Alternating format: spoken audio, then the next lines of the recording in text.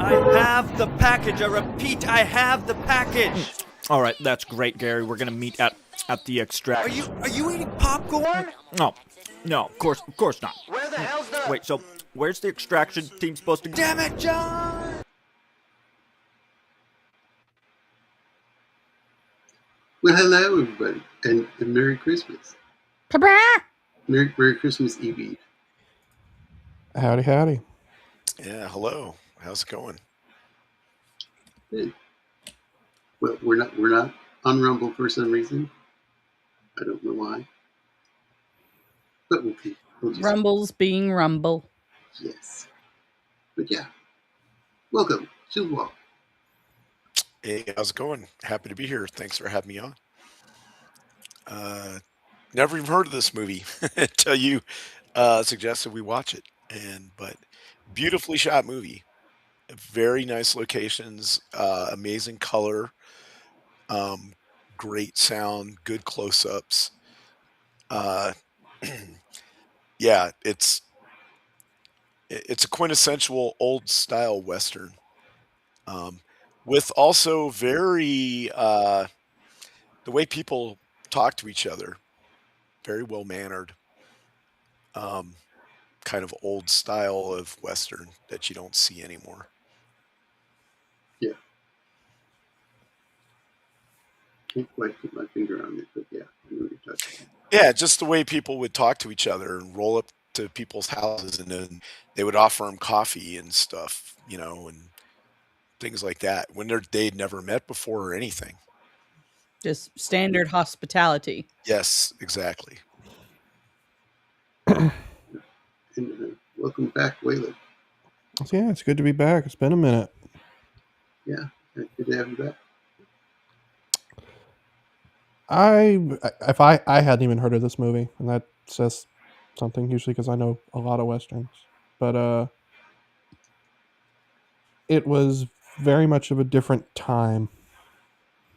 Yeah. Mhm. Definitely, John Ford starting to really find his footing in color more, where he can do the almost every shot starting to look more and more like a painting. Mhm. Mhm. Which obviously I think he probably optimizes in The Searchers. Mhm.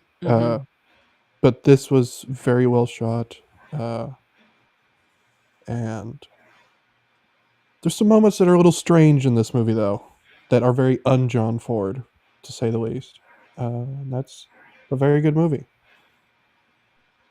Yeah, and Mando.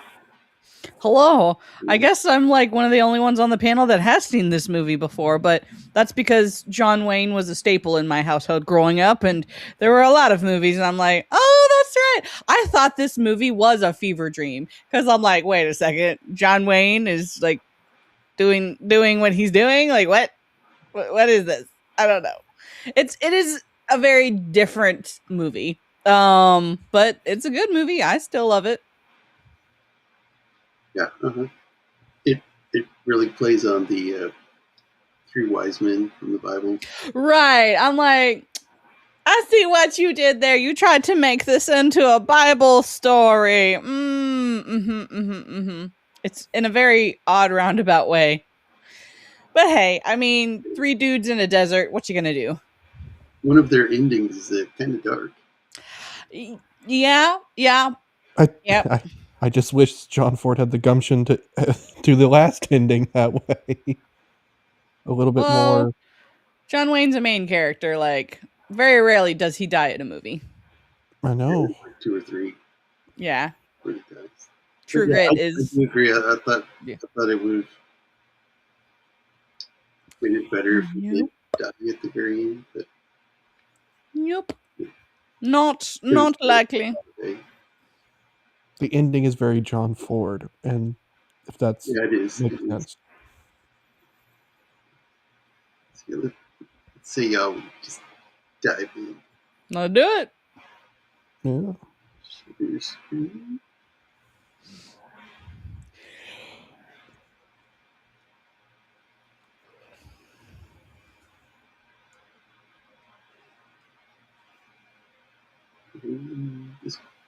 So I looked it up. They shot this mainly in Death Valley, Hmm. which is where, and parts of Arizona. Yeah. So this is what it actually looks like out there. Now you'll notice in a lot of these shots with the train, those mountains in the back, they're covered in clouds now, but later on you see they'll be snow capped. Because this movie does, I don't know when it was shot, but it does take place over Christmas. Oh, Yes, yeah. this is a Christmas movie. Yeah. Hmm. Well. Yeah, it's a Christmas movie. Fine. Were you about to try and make the argument that this wasn't a Christmas movie? Really? I don't know if I was going to make an argument that it wasn't. I don't know. The only way you know that it's happening is they talk about, they say stuff like, well, they're coming in for the new year and all this. But back then, that could have meant 6 months from now, they're going to travel in, Yeah. I feel like this is but it half wasn't a Christmas movie. It wasn't until there's somebody when they're parting later, they say, Merry Christmas or whatever. And then the dude winds up shooting himself. But, Yeah. but Well, like, of course, like earlier in the movie, it's not very apparent that it's a Christmas movie, but later on, like with the biblical similarities, the baby, like it's a Christmas movie in a roundabout way, but it is. well, the main thing that makes it a Christmas movie is it happens over Christmas. But it's Arizona in the middle of the desert, so it's not like you're going to tell. It could literally be any time of year. Although it is what makes their trek across it more plausible and survivable is that it happens in the wintertime. Mm-hmm. Yeah, but that's the dry season though for Arizona, which is like the worst. It time to is, actually but do it. it's not going to, you know what I mean? It's not baking in like 300-degree heat or whatever. So Yeah. like 150-degree heat. The optimal month to do this would be in like May or June, because that's the monsoon season, and it rains like every day, depending on where you're at, of course. I mean, Yes. So they're getting ready to rob a bank. Like, are you ready for this, kid? Yeah, let's rob a bank. It'll be fun. They call him a kid, but later on you find out he's 26 years old. Yeah. I mean, he's Yeah. the youngest one of their group. They're gonna call him a Right, kid. but back then, if you were 26, you could be a grandfather already. yeah. Have you seen him? That's a hard 26 he's been through. Yeah. Man's got crow's eyes and balding. I mean, there were people who were married at 14. Like, Yeah. Right. Yeah. Right. I don't think even that wasn't like the norm back then, but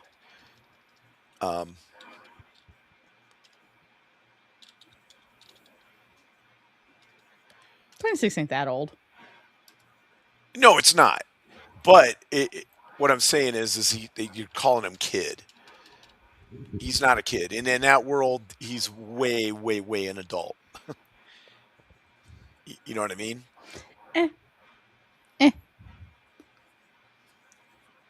Is there a New Jerusalem in? I think there Oh is. yeah, there probably is or was, for sure. Yeah, that's the problem with Arizona. There's a lot of ghost towns. Oh yeah. Yeah. Especially old like mining towns. Yeah. Or not mining.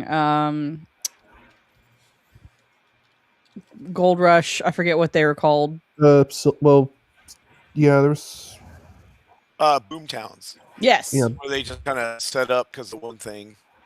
Yes. Set up real fast, then died. So I looked it up. The average temperature in Death Valley during December is 64 to 65 degrees Fahrenheit. Oh, that's not bad at all. Yeah, Yeah. so it's easily, you're not going to like burn to death out there. The average mean temperature is 2 degrees. Now, during the summer, though, those guys have been probably dead, especially Mm-hmm. with the amount of water that they I had. don't think they would have made it to any waterhole. Nope. So yeah, they just ride up and like stop to talk for a minute, and they're looking at this guy's sign. They make fun of his name. Yeah, they make fun Oh, of his yeah. name. It's like, what are they? Yeah, Or, He's a sweet feller.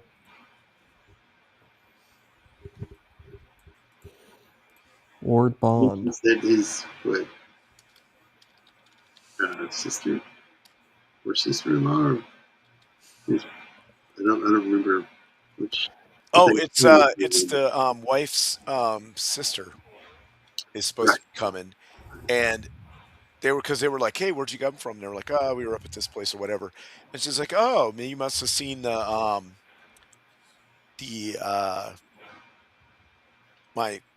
my sister and her new husband or whatever. They're coming for the holidays or whatever." And they're like, "No, we didn't see anybody."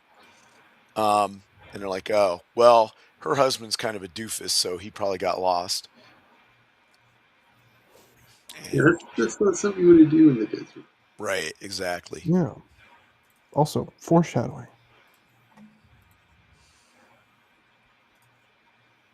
Dun dun dun.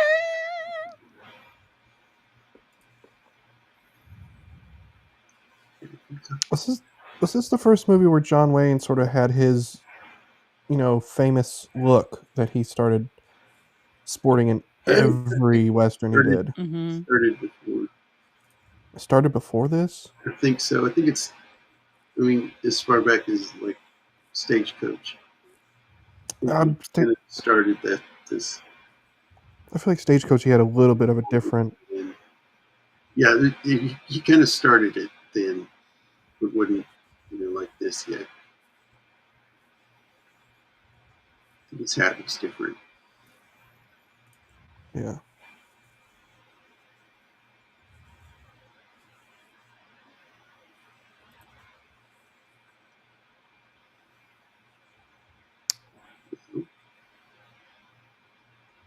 He might have been cast just for his red hair alone, just so they could do the lines. Then he puts on his jacket, and they're like, "Ugh, it's a sheriff."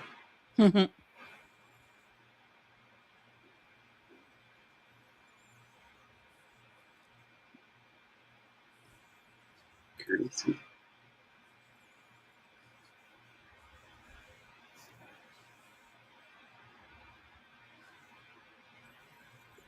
Yeah, then this happens kind of weird. It's like all on the same day, right into town. The girl comes back, and it's the bank manager's daughter or something. Yeah, she's like the banker's daughter, I think. Yeah, she is.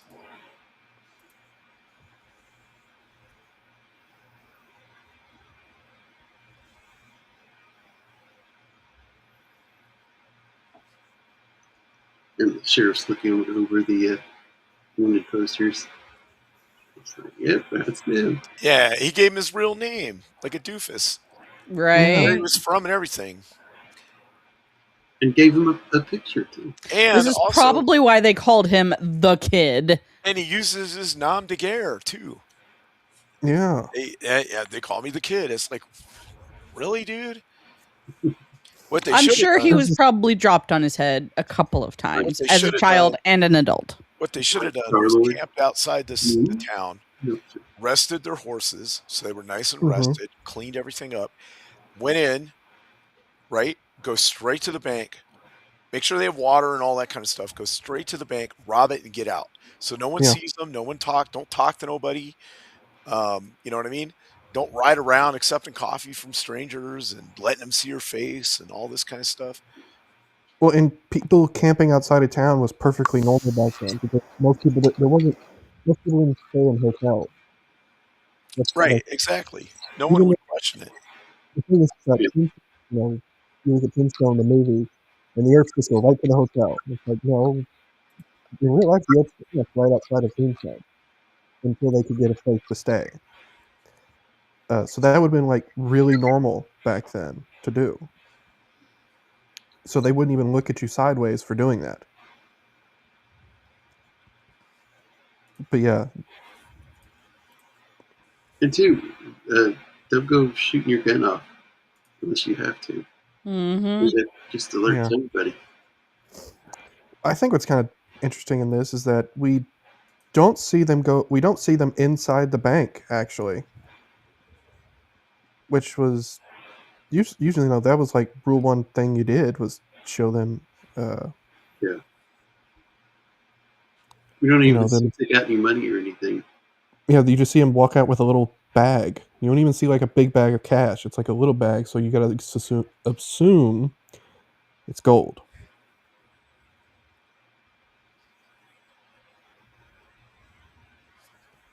And the kid gets it in the arm, I think.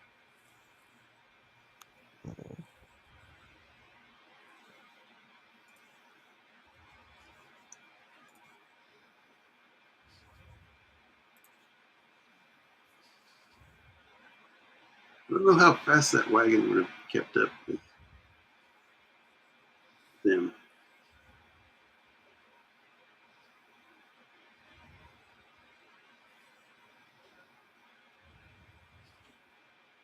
But it does. And he gets a shot off and hits their water container. He's still, I mean, like, that's still a good shot to take, you know? Like, now you can't drink your water. Mwah, mwah, Yeah. Right. That's such like a 50s Western thing to do. It's like, I'm not going to shoot you. And I clearly was trying to hit the water there. I didn't miss. Right. He's on this buckboard wagon, Yeah. jiggling all over the place. And that guy next to him is the guy that always plays like the goofy weirdo. Yeah. But he's also a really good horseman because in Rio Grande, they do a bunch of horse stuff, like riding on the backs of horses, or was it Fort Apache? Either one. He's riding around on the horses like the Romans did and doing all kinds of stuff. So he this guy here, I can't remember his name, but he was a really good like stuntman, horse trick person. He had to be because he was in like every John Ford and John Wayne Western he was in. Yeah. Actually, I'm trying to think of the last one he was in, and I'm drawing a blank because he was in so many. Yeah, he's in so many. Right. And he always plays the same kind of clueless kind of character. Yeah. He was in the group in Fort Apache that like they were like, we need to make these guys all corporals or whatever. And then they come out of the crowd and yeah, it was pretty funny. Yeah.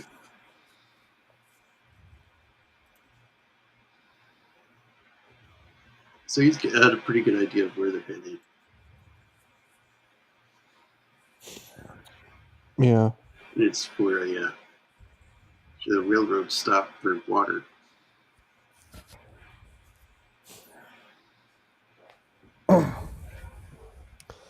I kind of just wish. I feel like there's some writing things that could have been done better here, just to clean this opening up a little bit, because otherwise, the plot points of the opening are fine. It's more like character things that you just want to clean up, and it would be a perfectly fine opening.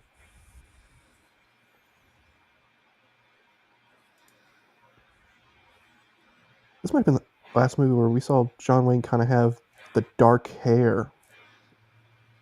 Yeah.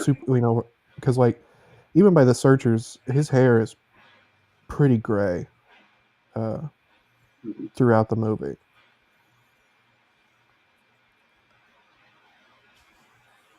Of course, he was already wearing a toupee by this movie.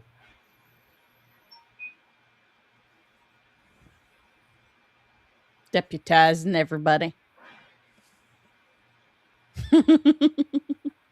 Oh, I love those old westerns that had the donkey that was like, you just have that scene where a donkey was just like kicking somebody or being ridiculous. Yeah. Digging One of the into best. Go ahead. One of the best sort of subversions of that was in Hell on Wheels, where the donkey I think it was a mule, was just busted his leg in front of a train, and the main Mm-hmm. character just shoots it. Yep. yeah, the bank guy. Shouldn't you dip Desmond in? And he's like, he just gave a reward, $100. That's a lot of money back then. Right? Yeah. I wish money Is that was that good per again. What's interesting is that might actually be low if I'm thinking back on real, like, bounties back then. $100 but it's a bonus. Bank robbery. It's a bank robbery though, and those guys went for serious money, like Right, Mm-hmm. but out the like but the bonus was just he made him give it because he wanted more people, and he was like, "Fine, we'll just make these guys more like more willing to go do it or whatever." I think the actual bounties on the guys were like 5,000 or something. Oh, okay, yeah, Yeah, that it was sounds like it was much more it accurate. was yeah, at least it was I can't remember. It was like 5,000 for the Abilene kid. So I'm assuming the other guys would have either the same or more Yeah, um, on them. And then, but the 100, basically the marshal just said the guy was going to do it, and he didn't really have a choice. Um, and then I believe later on he gives him like an extra 50. If he yeah, says, I'll give an extra 50. It said, I know I said dead or alive, but I'll give you an extra 50 if you bring him in dead. Because he thinks they destroyed that watering hole. yeah, and Look at these shots. yeah. Yeah. I thought this was gonna be like White Sands or Utah at first when I was watching this, thinking that was where it was gonna be shot. It's But I out there think you could, in Death Valley, California. yeah, Yeah. One thing, I wouldn't be wasting water like that. Exactly. That yeah, they think that they've got there, and it's 1,000 gallons sitting in that um, big cistern, which is used to water the steam engines. Right. Um, I think for the most part, they needed to have them every 14 miles or so. Is about how far a train could go. Back then, with it, I might be wrong on that, but they needed to be periodically spaced out so that they could refill it because they ran on steam, and you needed water to do that. yeah. Um, I wouldn't be surprised if it was 14 miles. I don't know. I imagine it got better as time went. Uh, One thing though, just looking at this, it really makes sense how they thought they could get away with filming the spaghetti westerns in Spain when you see this territory. Yeah. Right. Because I mean, that territory looks just like this stuff right here. Mm-hmm. Yeah, southern Spain is very arid, Yeah, um, and yeah, it reminded me a lot actually of New Mexico. Yeah. I've never been to Spain. One thing here, the guys on the outside of the train,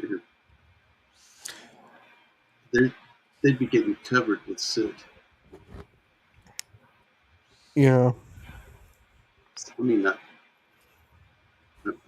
think they'd want to be inside the car. I've ridden on a train that had a flat bed like that, where you could just stand out there and watch like the scenery and whatever. Yeah, when I got home to the back to the hotel room that night, I had grains of soot in my hair.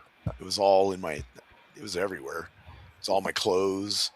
Because yeah, that black coal smoke just drops it on you the whole time. But you could see better from that platform. I saw like a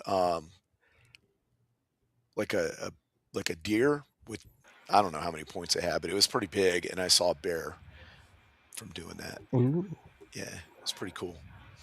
That was we took a train from Chama, New Mexico into Colorado. Oh yeah, I've been on that. It's got the great orange cars on it. Mhm. Durango. There's the Durango to Silverton. Yeah, I've been on that one, and then there's And one that goes from Chama to Antonito. yeah, Yeah, yep, One day I want to ride a train.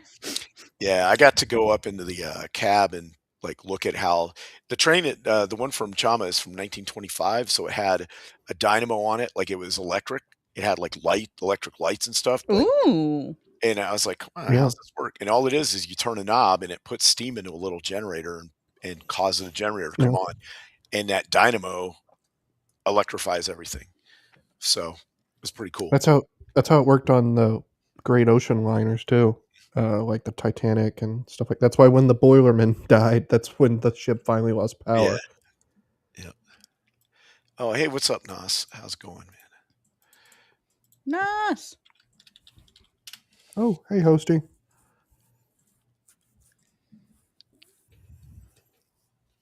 But yeah, this is such a beautiful shot.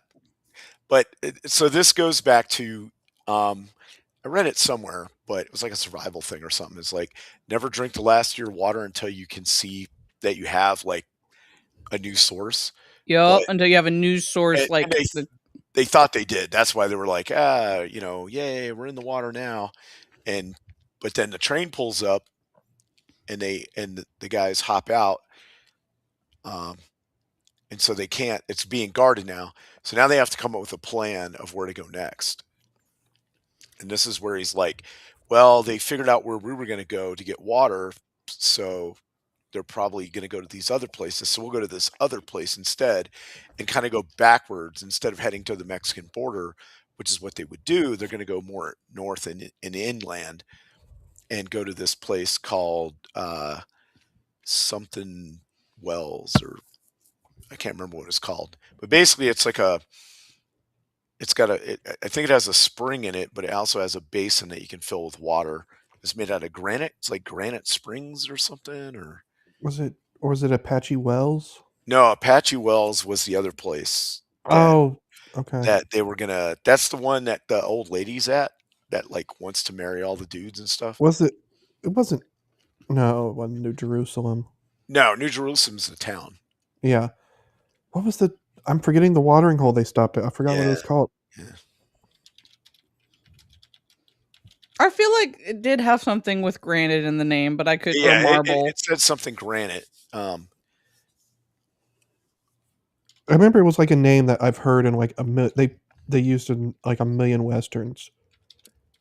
Because for some reason someone just decided we're just going to name all the western little scenes and towns all the same name. Like how many times have you heard a red rock, a white rock, a black rock, for town names, and it's just like Wasn't the place with the granite like something Terra something? I feel like it had Terra in the name. I'm totally blanking, and I just watched this movie this morning. Oh hey, It's Terrapin Tanks. Is the name of it. Terrapin tanks. So it's basically like granite holding tanks. I know it's a granite because the guy used dynamite to try to get the dirt out of it, and instead he cracked the base and let all the water drain through the bottom. So no matter what, it'll always go under the rock. So spring, Which is stupid, right?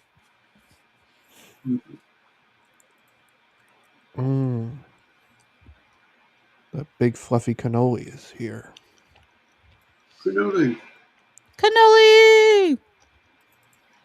Talking about sweet sausages. How about buttered sausage? That's Gary Nice Busey's favorite. Christmas bratwurst. We always have a little sausages around Christmas time. That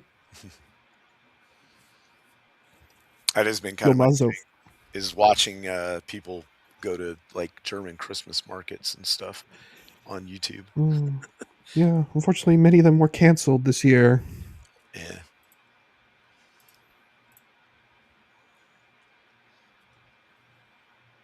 It's like, why don't we have nice stuff like that? We never get nice stuff like that anymore. Because most people don't know how to behave anymore. Yeah, I wouldn't go to one unless it was like in a small town or something. Right. Never Yeah. go to anything like that in a major city these days. No. Yeah, because there'd be somebody doing something stupid. Right, exactly. Like me. I don't think you're the people we're worried about. No, no. That's right. I'm a happy drunk. You also don't like deface things or destroy No, things. no. The yeah. Um, The It's people who are anti something that they are, it's complicated. yeah. But also the Abilene kid got, he fell off his horse or whatever and got hurt. So that's kind of really making him Delirious. and weaker of the three. So they keep giving him more water. Now, I think they had more water than they really kind of let on. Like, they weren't just like riding around with one canteen out here. That would be suicide. Yeah. Each of them probably had 2 canteens at a minimum. If I was going to be out in the in the desert like that, definitely. And Well, you got to it know where was the probably- water holes are, and you can't really. I mean, some of them you can count on, but That water bag that was shot, yeah, Yeah. each one of them should have had one of those. right. Yep. So that's probably what they do have. They probably had another one on the other horse. Yeah, exactly. I mean, their horses might be like Red Dead Redemption 2 horses, where they can carry all kinds of stuff. Bags of holding on each horse. Yeah, You just exactly. carry the water. I've got in your like pocket. 50 guns on mine. Right? But, yeah. Just carry the water in barrels in your pocket. Yeah. Exactly. I gotta say, though, this was one of my favorite John Wayne performances I've probably ever seen. And he's pretty good in this. Yeah, he was putting in the work. Yeah. Also, this is 1948. Keep that in mind. And they're treating Pete like he's one of the crew, right?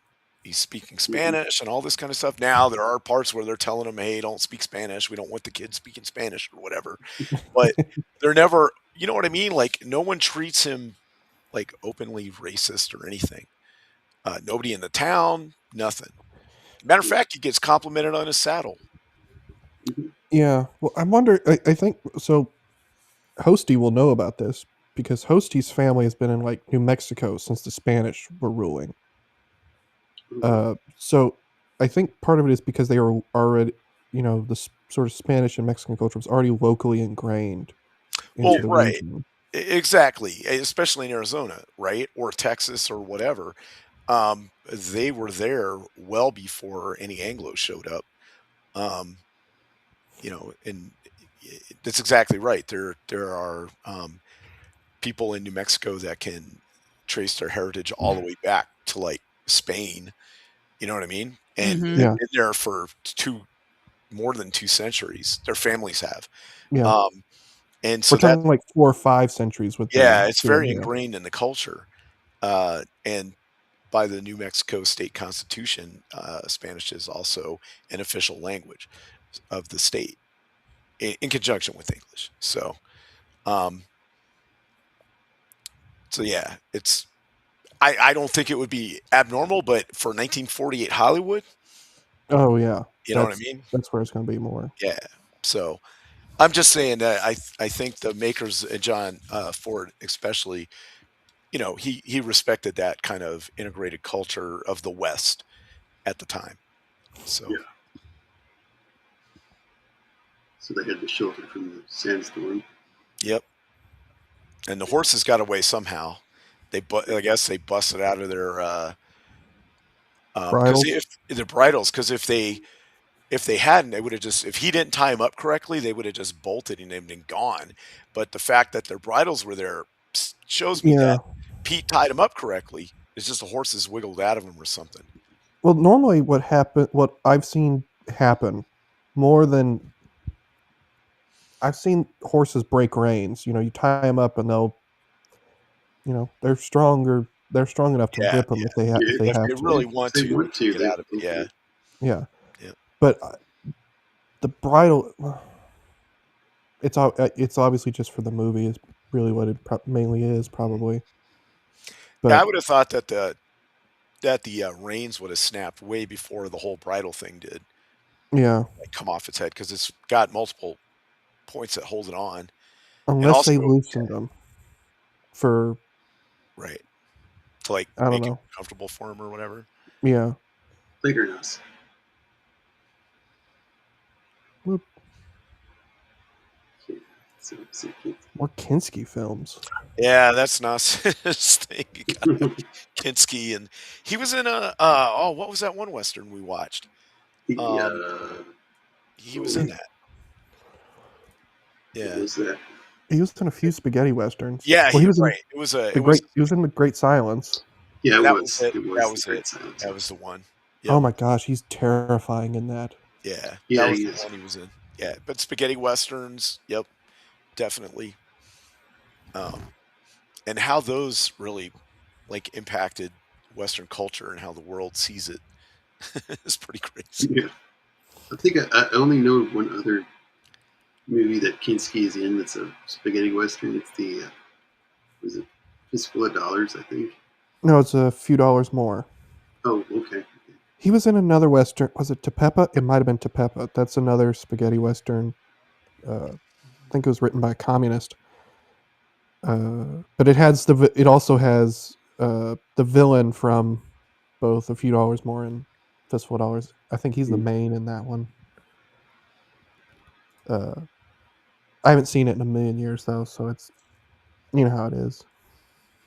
This lady always is a hoot. Yeah. She was in was it The Grapes of Wrath. She was in the Oxbow. Yes, yeah, her. She's in a bunch of stuff. Isn't she in The Wizard of Oz? Was she a witch in The Wizard of Oz? No, she was. I thought she was somebody in Kansas Might have been the before. Like her aunt, or something like that, right? Before Dorothy gets like whisked away in the tornado. I mean, I wouldn't be surprised. Yeah. Grapes of Wrath was one hell of a pull though. yeah. Old Steinbeck.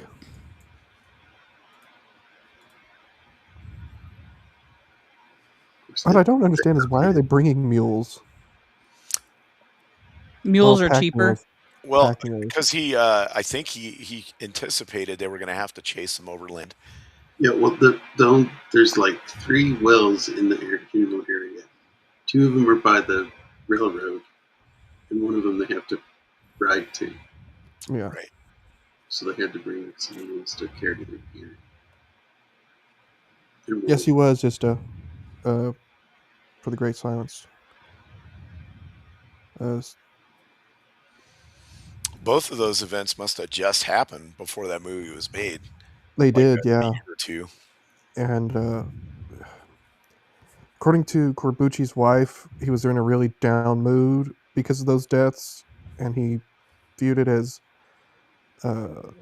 these young progressive men dying young was such a shame, and how none of these old men are dying yet. So that was pretty much his whole thing about it. Yeah, look at the snow on those mountains. You can see that it's windy up there because it's blowing the snow off the top. Yeah. Yeah, you can tell. I mean, even in Arizona, you'll see snow on the mountains in the summer.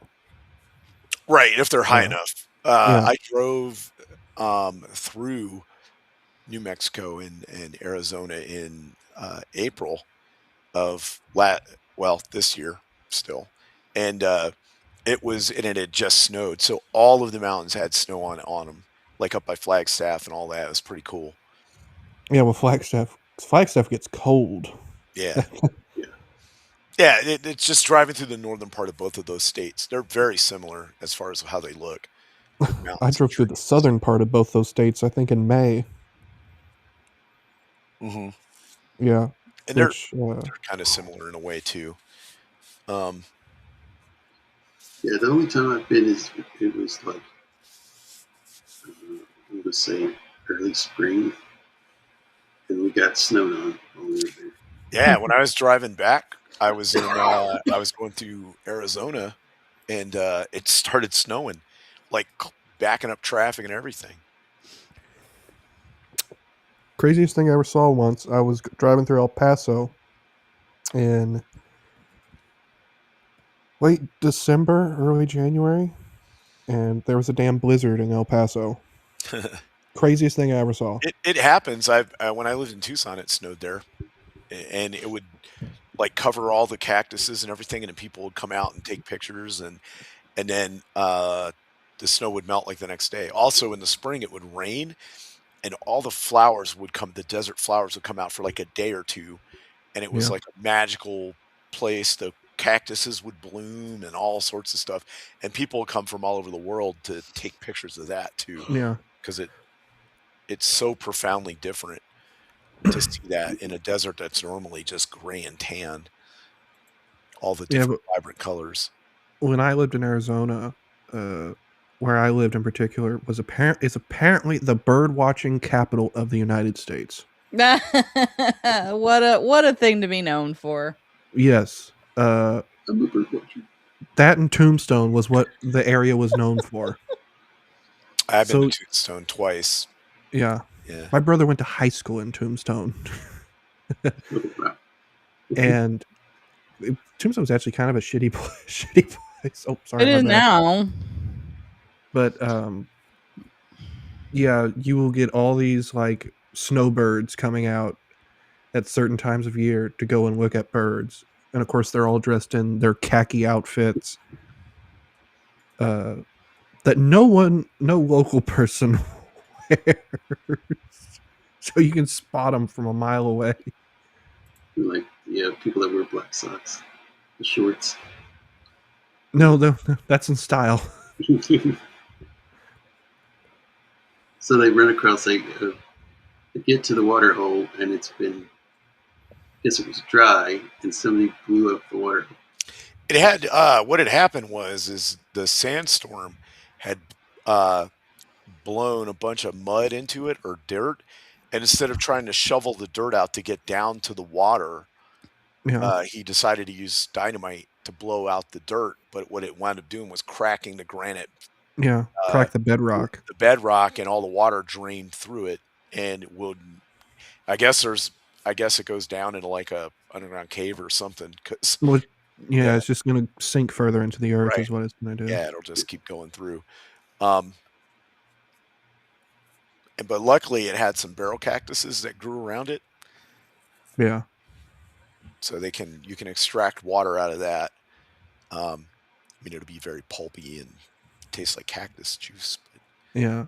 And I it's I'm mean, also it's told. better than the alternative. I'm also right, told you got to be careful with what cactus you use because some of them do have stuff that will make you a little loopy. Yo. right, yeah, yeah. Yeah, and there's a the husband did that, and then the horses got away, Well, the horses and then he licked tried some to follow the al- horses, and right. They licked some alkali stones or something and got real thirsty, so they ran off into the mountains to try to find water. And he followed after him and hadn't been seen in 4 days, so he's probably dead. Yeah. so they had to help the lady have her baby. And me and my mom joke that if you've seen Wagon Train, the interior of the wagons is like a modern camper. Oh, but this is sort of the first shot we get where Ford start like you see like a prototype of what he does in the Searchers with the doors.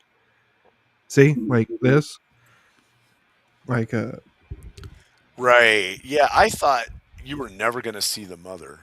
It was only going to be like this yeah, POV VR shot or whatever. Which Yeah, see, that's where he blew that up. this one, I feel like this movie had Ford experimenting quite a bit with what shots he's doing. Because if you've seen like Stagecoach, well, Stagecoach is a great movie. I don't think you're really seeing a lot of bravery with the camera, to say the least. And I'm not, you know what I mean. I'm not insulting the movie, but No, this one you're getting a lot of very different shots that you weren't getting, from an earlier John Ford. I think also he had more things to play around with because it was in color. Right. Yeah, Yeah. he's still figuring out the color stuff.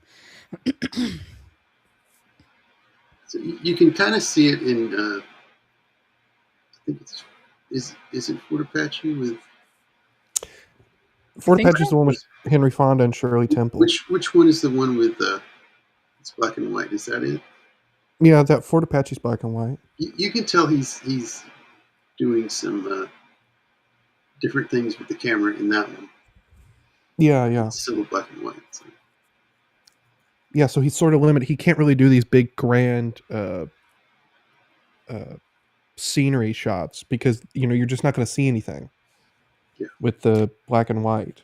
At least So you're not going to see enough. I just looked it up, and the barrel cactus is the one they're using. You can drink it, but if you overdo it, it has too much alkali in it, and it'll make you Thirst. it'll make you upset, and you'll wind up either having bad diarrhea or stomach problems that'll make the hydration worse. So you can do it though, but it doesn't taste good. Now, the prickly pear cactus, the big pads and the fruit are both edible, and you can squeeze them for juice. Yeah. And the fruit actually tastes really good. Yeah, it's good. I've had it. Yep. I've also had the flat parts too. Yeah, they sell them in grocery stores in New Mexico, Texas, and Arizona. Mm-hmm. If you go to the right one. It just tastes sour. I mean, that's that's what the fruit tastes pretty much like too. Is just kind of sour. It's not bad or anything. It's just it is what it is. My brother had some cactus with beef tongue one time at a restaurant in Arizona. The tongue was good. I tried a bite of it. I'm not a big beef tongue thing, but the you can grill the those cactus pads. They're not too terrible. But the fruit is amazing. They make jelly out of it and stuff. Yeah. Oh, the jam is the best stuff out of there. Yeah. So the lady wants to talk to all three of them. Right. And then, that's the Colonel's wife, and she wore a yellow ribbon. Yo. Oh, yeah. Oh, my gosh. And they were like, oh, she looks like she's maybe 29 or 30. I was like, really? You might want to add 10 years to that. Didn't John Wayne also call her, like, good looking? Yeah, exactly. Like, I'm just like, so when we finally see her, I was like, well, that was bold. That was being polite. Because when she's in the movie the next year, the same actress is like the Colonel's wife. He's, she appropriately aged. Yeah. Yeah.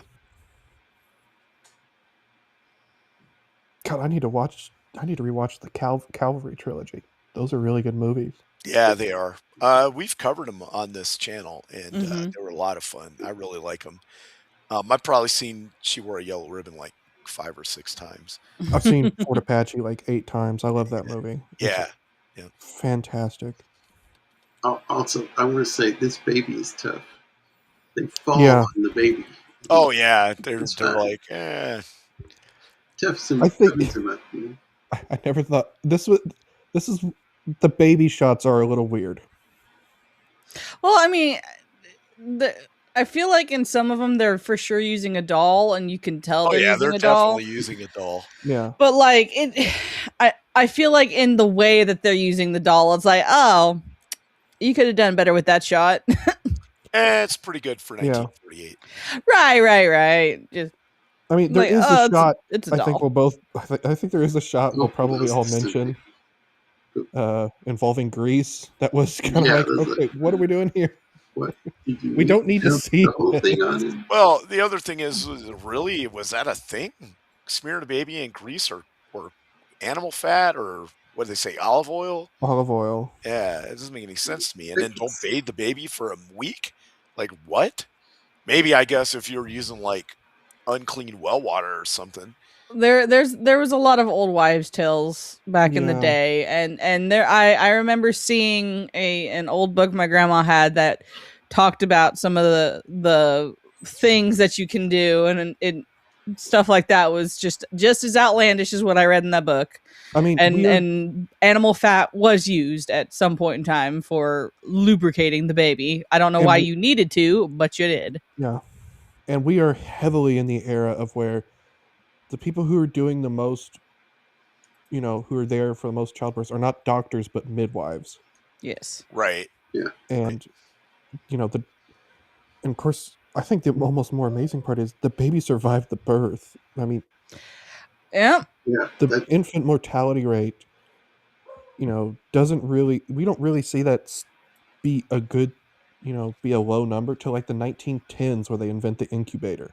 Right. And I guess the whole stat like So- cavemen only lived to be 30 and in the 1500s Oh, Yeah. the average lifespan was 30. The reason it's like that is because if you average in the infant mortality rate Yeah. with like average lifespans, it is why it's so low. Yeah. But if you could make it out No, of there's plenty of childhood, people who live to like 75. right, if you could Anyway. make it out of childhood, then your chances of living a long life Yeah. were actually pretty decent. Yeah.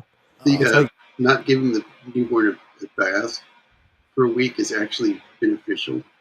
When the baby's born, there's like this white stuff on them that's like yeah, moisturized. that's like the natural So it protections from the mother. yeah. Okay. It's like yeah, all right. It's like nature trying to Right. help you Okay. out. Okay. So that's why you didn't do it back then.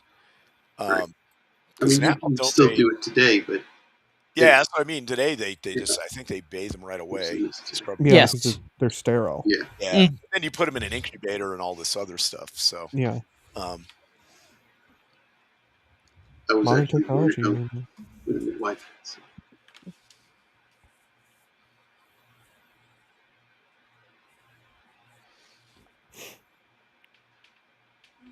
so she's already having problems because she can't even see. Like she's like, I can't see you, and they're right there. And she's like, oh, it's getting dark in here. But she makes them she says, I want you to be the baby's godfathers and take care of the baby. And then she's like, what are your names? She gets all their names and she's like, all right, I'm gonna name the baby Robert, William Pedro, Pedro. Hightower, which is John Wayne character's last name. Yeah. And then that becomes a thing because he's always, oh, baby Robert. And then they're like, William. And he's like, Pedro. So they got to always be saying it. But So they have to figure out how to- Robin William Peter. Yeah. That's basically the baby's name. And don't call him Pedro. He'll start speaking Spanish. You guys know there was a Civil War general who fought for the Union, and his name was Don Carlos Buell. Huh. Yeah, he was at there's a big battle with it was Shiloh. Okay.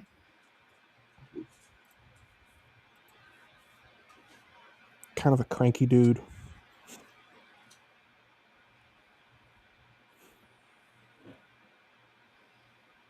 They're singing. This is where we find out this is actually a Christmas movie. Yeah, There's the star. because like the Mhm. first half of this movie, I would almost argue, is not a Christmas movie whatsoever. Oh, I would agree. No. Absolutely. And then it almost goes into it's overly a Christmas movie. for, like, Correct. Correct. The last half. I do like the fact that he got shot in the arm and he didn't just like brush it off. Oh, you mean like they do in movies now? Because Yeah. Yeah. they need scene to happen. Right. Instead, Just it's to push actually used buttons. as a writing device to make it harder for the writer, so they Yeah. actually have to think about something. Yep. Crazy, right? Yeah, crazy. People used to have standards.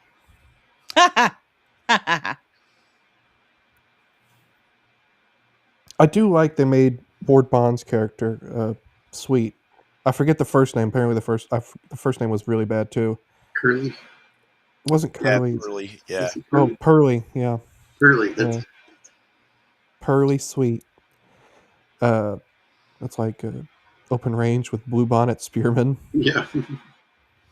Uh, I really like how much agency they gave his character, though. That he's not just plot device. He is a character who's really smart and cunning, and uh, you know, because if this was made in the '60s, he would have been a bumbling fool, Yep. like they did with Bonnie and Clyde. Which I never really cared for that trope either, I'll be honest. Yeah. In the '70s, though, this would have been a much darker movie, Oh, yeah. Yeah. and I almost would approve of it. Almost. Yeah, because I think it would be probably really, really good, but really, really dark.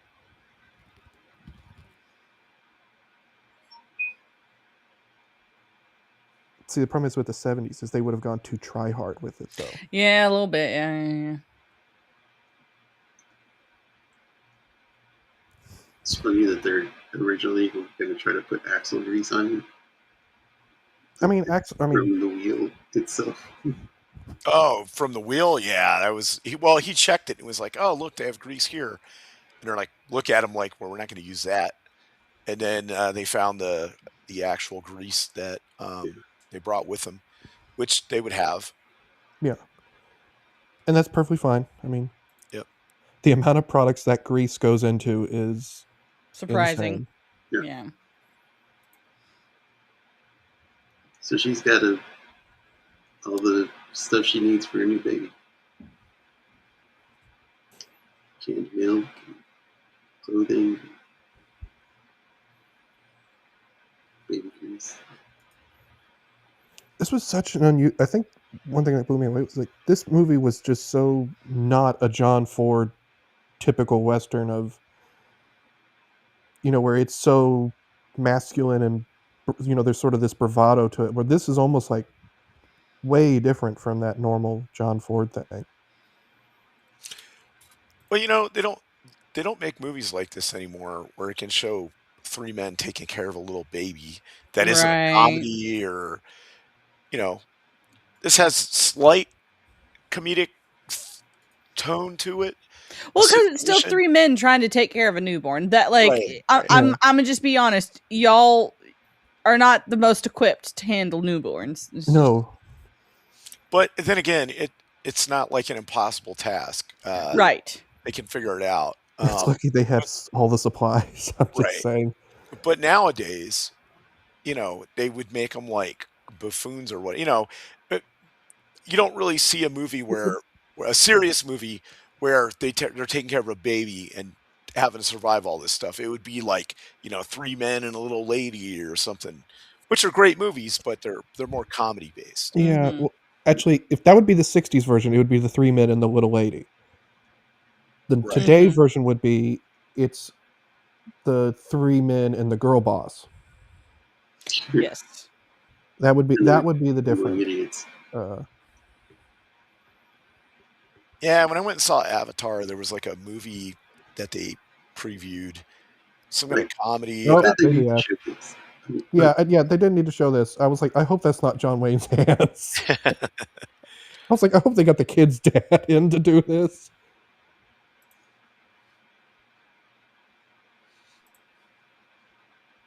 I mean, they just dumped the whole thing of Bard on. Yeah, I was like, what's going on here? I mean, for the first time, like those are kinds of mistakes that happen. Yeah. It's like I said, I think Ford was really experimenting at the time with what he could do with color. And two, they might have come to him and saying, "Oh, we want a Christmas movie." It's like, okay, Yeah. I'll do my best. It's kind of surprising that all three of them can read. Although literacy rates in America wasn't the worst at the time. No, I feel like we're almost worse now. What do you mean, peepers? Is it the lack of accent? Probably thought you're going to be a very deep voice, disembodied voice. Well, I don't know. Maybe he thought that every time you spoke, there'd be like in the background or something. oh, that plays in my Probably. mind.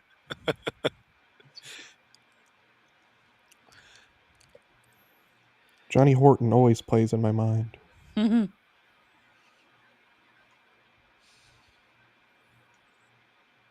I think this was the point where William was sort of making his peace with what he was. I think what he already knew he was probably going to have to do. yeah. I think Oh, I think am country it's people. gonna It's just not everybody from the country talks like that.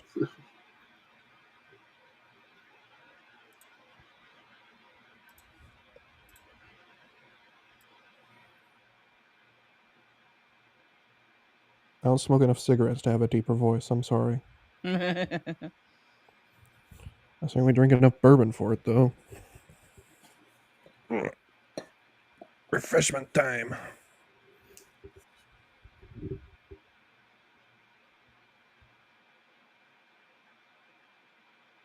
It's like they just, here, we'll set this camera here and capture baby shots. I mean, I'm fine with that.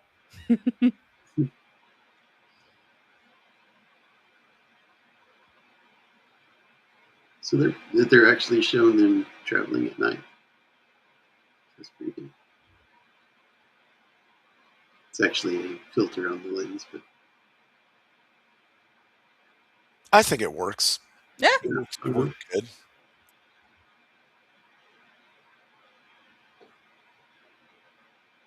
so they start arguing about where they should go. And they actually pull guns on each other. It's like, Oop. hold Thought on. I muted. I mean, tempers are flaring, a baby crying and screaming, and lack of water. That it'll do it to you. It'll do it to you They are tired men in the desert with a baby. Yes. and no water. On the run. Yep. And they're giving it the pistol to the baby. The little Love glass how the baby's bottle, like, "What the heck you doing, brother?" the little glass bottle that they found, it's got like rubber stuff in it. So, like a rubber nipple and it's on a long thing, and then the bottle has like a straw into it. Mm-hmm. So he's reading the Bible, and he's like, this is where we need to go. We need to go to Jerusalem. Right, okay. Once I realized this was going to be like a sort of retelling of the Three Wise Men, that sort of became like, oh, well, that's interesting. I didn't expect that. Right? Like, Yeah. it's definitely not your standard retelling of the Christmas story, but it's not bad. And I'm fine with it. I think it's a very unique way of portraying it, and I wish more people would be unique, but also like be tasteful with the uniqueness. Like, don't just be unique just to be unique. Like, and I feel like that's what this movie did really well. Yeah, I feel like the concept of this movie could go really far if they just cleaned up some of the writing in this one. Mm-hmm. The concept of this movie could have been really, really something special. But Mhm. instead, I feel like the writing just kind of holds it back from going that next step of what it is. Yeah, there's a older version from 1937, I think. Be interesting to see how that one differs from this one. Yeah.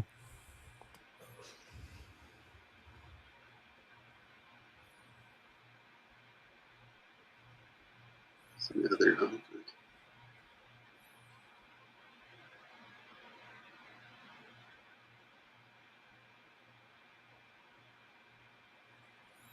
So, Oh my which way do gosh, we go? that's a studio shot, clearly. But Mhm. man, some of the scenery shots in this are just gorgeous. Yeah. And then you remember it was made in 1948. Oh my god. Right. The quality of the color is so good.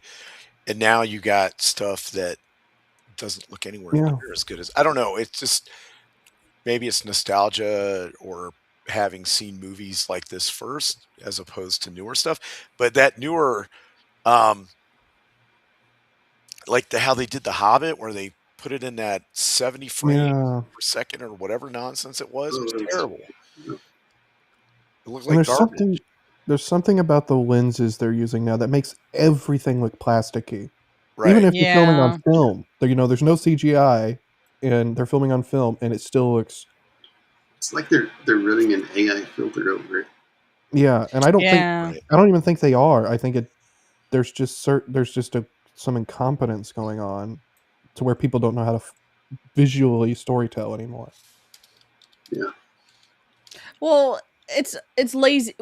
It started out as laziness, and then when you Yeah. teach that laziness, it becomes incompetence, and then afterwards, like an art form is lost at some point in time, and I think that's where we're at now. Is like, with the coming of the more technologically like savvy way of like doing like CGI and things like that. Like, oh well, we can just slap CGI on everything and it'll be fine, and then now it's like, well, CGI doesn't look that good anymore because it's just lazy.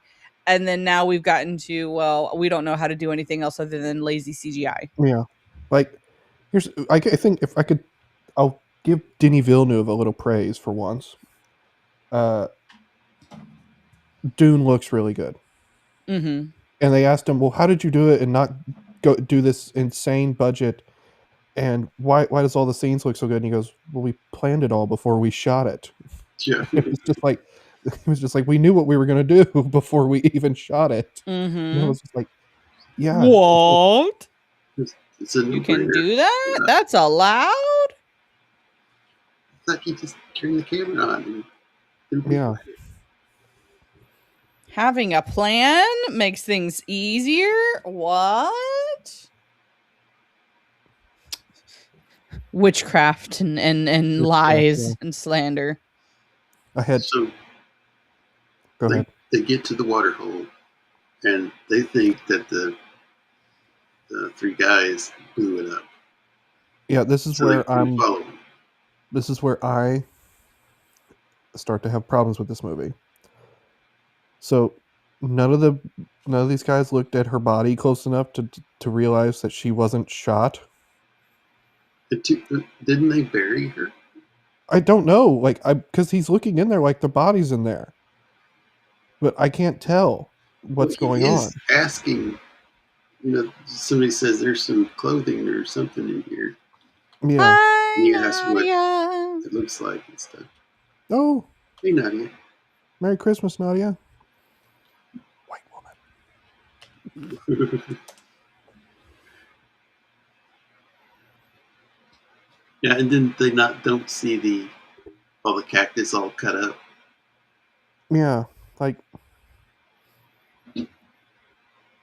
this was the point in the movie where I'm just like,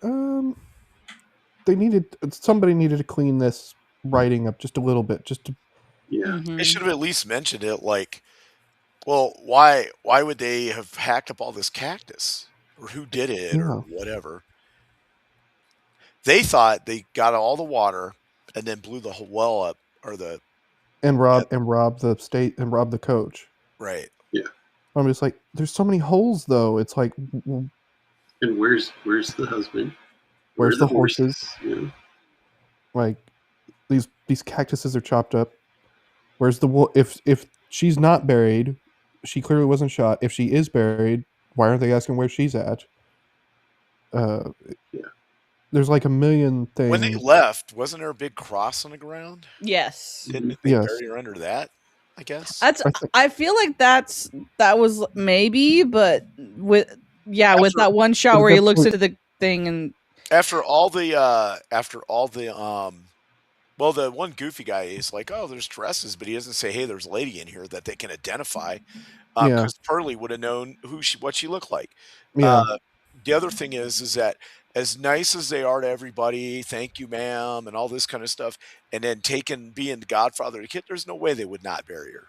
So No. I think it just kind of happened off screen. Yeah. Well, and then you have to sit there and go, well, why didn't they put the cross up properly? well, it's over sand. Oh, It's hard to still, do that in sand. the thought. I mean, they already went through the trouble of burying her.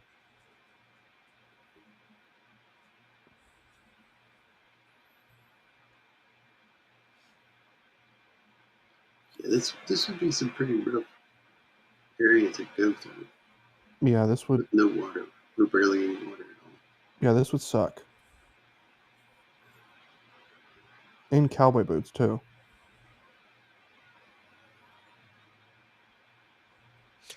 Yeah, he knocks his heels off because apparently it'll be easier to walk there. I don't get that. I think cowboy boots with no heels on would be extremely hard to walk in because the way the heels actually lower, where when you knock it off, it'll be lower than the ball of your foot. Well, the thing is, right, is that cowboy boots are made for riding, not for walking. Right, not for really. long Yeah. distance walking, exactly. Especially with those heels. Those are riding heels in Mhm. particular. He could have. The thing is with the heel is that with a cowboy boot, they're layers of wood. So I don't know if he just took them completely off or he just lowered the heel. It looked like John Wayne helped him out and knocked all of it off of there. But again, it would make the way it's curved when you walk on it now, your heel's going to be way lower. Yeah, that whole thing, like if you know, well, the other thing, like with those boots, like you have nails to keep the heel in place. So like, which means did you they got to just pull those out. Yeah, which was like you'd have to take out the sole and then it's just a big hassle, which is unnecessary. One thing that I think we need to keep in mind, because I kept like they're dumping all their equipment and stuff, which is something you should never do in a survival situation. Like they're like, oh, this canteen's out of water, let me throw it away. Like, what are you going to do when you get to the next place? How are you going to put water in it or anything? You know. Yeah. So, but part of it is these they're so dehydrated, they're not thinking. Like this scene right here is where he throws it away. He's like, oh, there's no more cactus juice. Toss. And then he dropped the big blanket thing they had and a bunch of other stuff. All of that stuff you could use to shade yourself from the sun. Well, you know, there comes a point where a survival tactic would be you find shade and rest during the day and then walk at night. Correct. Because it'll be less harsh and you'll burn less, it'll be easier on you. Which they could have easily done. It'll be cold for them, obviously, because it's the desert. But I reckon that would probably be a more solid strategy. And this is where, of course, the kid heat strokes. It ends. Yeah. Or, he might succumb to his wounds too. Yeah, I think he was wounded and infected. He said it was throbbing. It's probably infected. He probably had like sepsis or something. And he's exhausted. And he's extremely dehydrated because once they found the baby, he stopped really drinking to save the fluid for the baby. Mm-hmm. Psalm 137. Because they need the water to thin up the condensed milk. Yeah. Mm-hmm.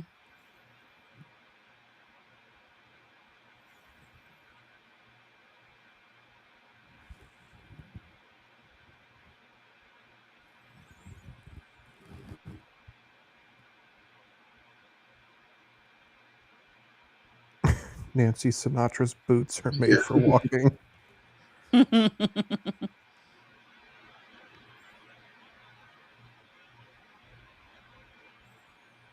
And then they don't find the body. Yeah, that's one thing too. I'm always just like, if I were writing or directing this, I would make it so those guys find the bodies. Right? I Yeah. kind of took it as they were going in the same direction, but they weren't like following their tracks exactly. So it's I know, possible they could be off by like a half mile one way or the other, but that's kind of going to the one direction. I don't know. It's weird because it's like at this point it's not clear. They haven't said, "Oh, well, Right. they made it here, so they're going to be going this place next." So they didn't deduce it. Maybe they found the body, but they cut it for time. I mean, yeah, Yeah, that could be it. But I feel like they would have made at least a reference, like, yeah, we found your buddy. Right. Like, yeah, they should have found him and been like, "Oh, here he is," and then they could But see then like they should find like all the littered equipment dropped along the way. they should Right. yeah, have found the at the wagon site. They should have found the cut up cactus. I thought, well, there wasn't any water here. Mm-hmm. And then finding the dead body, yeah, that confirms it. They don't have water. yeah.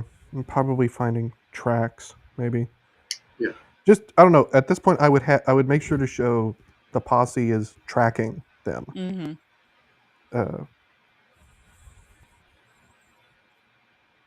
Instead of us having to do the guesswork of what's going on. See, this was the part that was a little weird to me because, like, this movie just like all of a sudden it decides it's going to end really fast. Yeah. He totally He rolls on. the child. I mean, he was kind like his body. Like, he was trying to like kind Yeah. of not But that might squish be it. an injured baby. Yeah, Which I think. And he but breaks his apparently, leg. yeah, broke his leg. Then it goes kind of dark for a minute here. The other Yeah. guy died. Didn't this guy? Yeah, this was when I was starting to be like, okay, if this movie ends how it should, John Wayne's probably going to die at the end of this. Yeah, that's You think? what I was thinking. You'd think. Maybe that's me and my modern sensibilities. I mean, it for how those other two guys dropped Yeah. like flies. Like the movie makes you think that that's what's going to happen, and I was then like- it does what it does. Yeah, because it's like if this movie ends how I think it should, I was like, man, this is a really good movie. But then it ends how it ends, and I was like, oh, come on. I mean, it's still the ending's fine. It's not one of my favorite endings by far, but I'm like, yeah, I would have liked like to how end a they little show bit. the progression of where they've come from, where they've walked. Mhm. That's cool.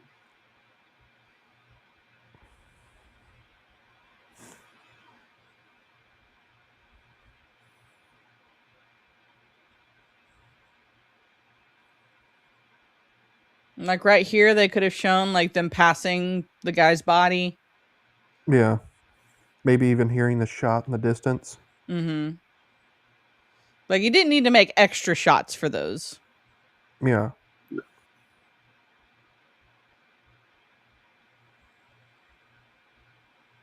Then he starts to hallucinate on the cactus trees.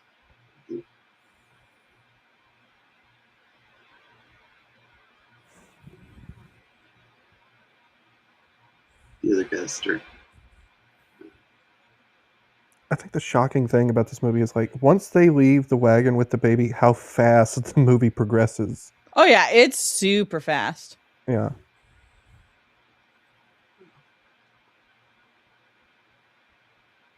And to Jerusalem. Bold choice in making Wayne's character, I guess, irreligious might be the best word. Yeah. Uh, Didn't he pick it back up? The Bible? yeah.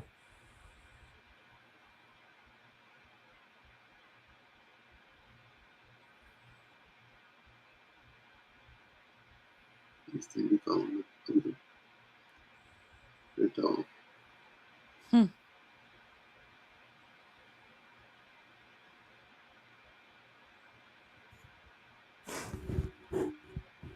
The hallucinations were a little weird. That for the time, I think especially.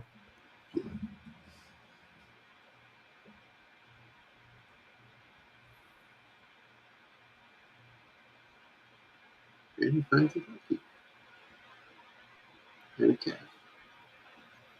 I get the donkey, I don't get the calf. They burrow.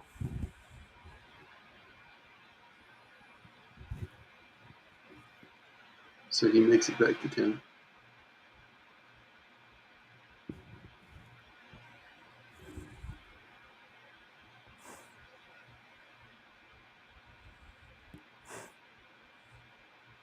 It's like, I'm going to shoot you. If you thought somebody had blow up a well out in the middle of nowhere and for you to die, yeah, I would be mad. Right. Yeah. But I expected John Wayne to die right here. Right. Yeah.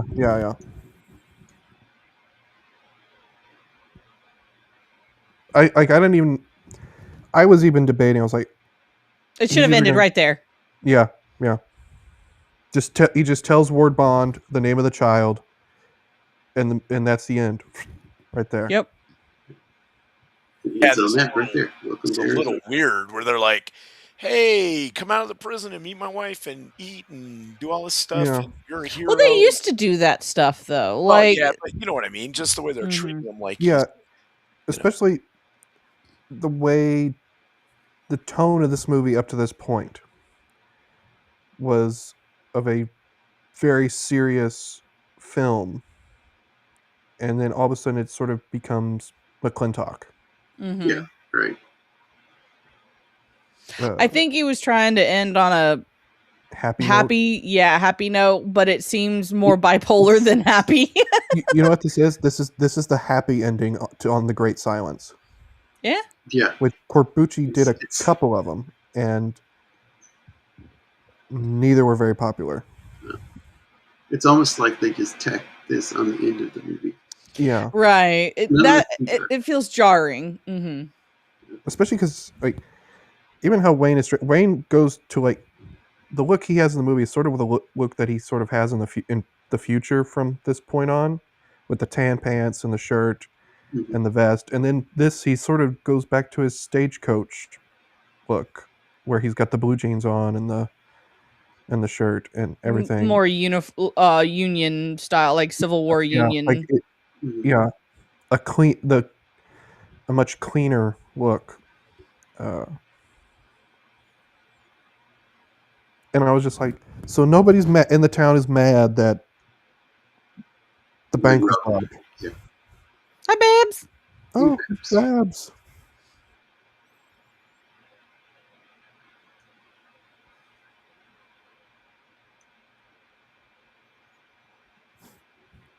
So they're like, extenuating circumstances.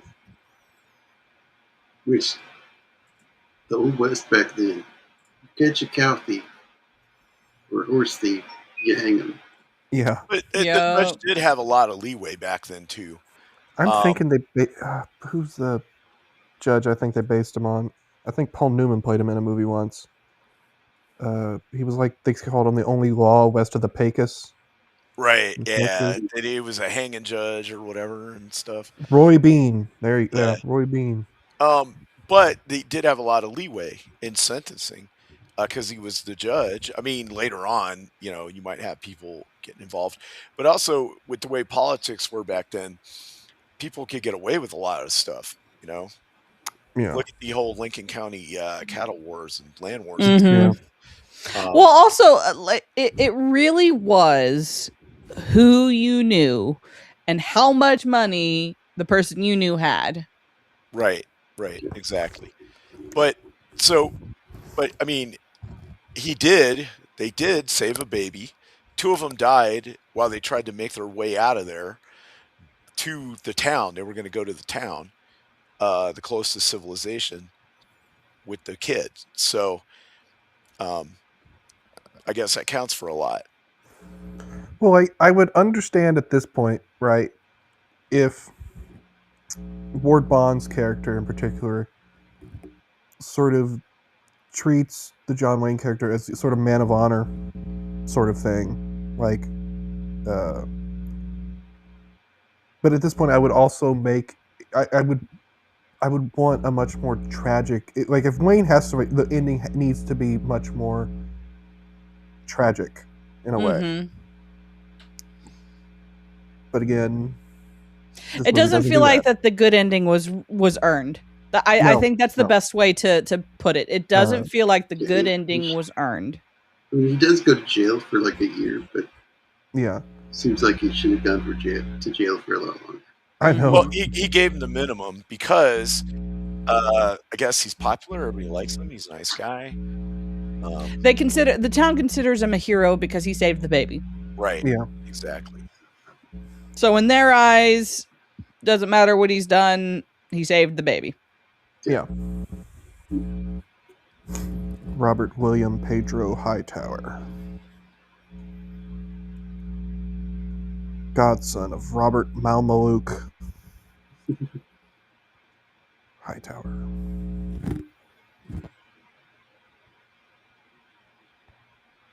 They're like giving him a hero's send off to jail.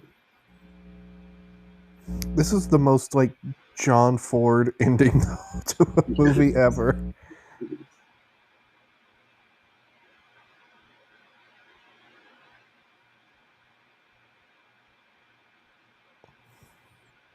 It's like, all right. Oh, and on top of this, a girl's gonna ride him in prison.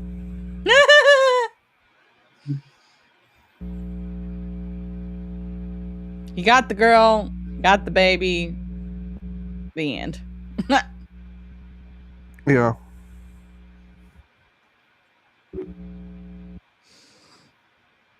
See, not that bad. Good movie. So Babs, normally that would be a very bad sign. The women in sashes. Normally that's an HOA right there. But no, this one, like, if you understand, they're barely in it, so it works. Yes, for sure. And it's not to make a statement, but it's more of a send off than to make a statement. Yeah. But I'm gonna kind of stick with my feelings on the ending. For me, the movie ended when John Wayne dropped. Yeah. And I shoved the Welcome to Arizona sign. Yep. That would have been a good out right there. Yep. The only thing I just need John Wayne to tell Ward Bond the boy's name, and then he can die. Welcome Arizona. In movie, it goes from like a 7 out of 10 to like an easy 8 out of 10 movie at that point. Just sticking the ending, but it didn't stick the ending, so it just right. Like it was. The ending's fine. Like it's a fine ending, especially compared to nowadays. It felt like it didn't stay with the same temperature theme. It didn't feel the same way as the rest of the movie did. Yeah. Hi Zach. It's too 1940s, 50s Americana, almost, I think, is what happened with the ending. We couldn't let this be like a 30s movie where Great Depression, so we can end on a somber note. Yeah. But an otherwise hopeful note for the child, because that actually does bring a lot of levity to that dark moment. Right. It's almost like it wants its cake and to eat it too. Yeah. Correct. Exactly. Yeah, it wants to be hardcore and somber and take itself very seriously, but hey guys, we actually turned out just fine. Huzzah! Yeah. Like, wait a second. It is right after World War II. Yeah, it's like, don't want too dark of a movie. Yeah.